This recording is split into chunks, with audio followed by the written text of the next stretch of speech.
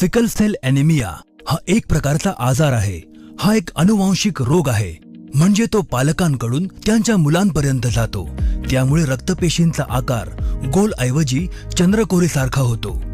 तसेच त्यांची लवचिकता नष्ट होते, ज्यामुळे शिरांमध्ये रक्तस्राव होऊन त्रास होतो आणि शरीरात तीव्र वेदना होतात. रक्ताची ताबडतोब तपासणी करा आणि डॉक्टरांच्या सल्ल्यानुसार औषधे घ्या.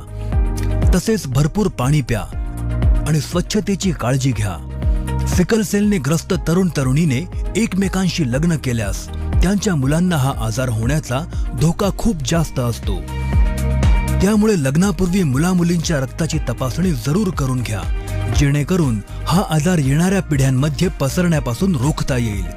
सिकल सेल ॲनिमिया या आजाराविषयी जाणून घेऊया आणि त्यापासून बचाव करूया.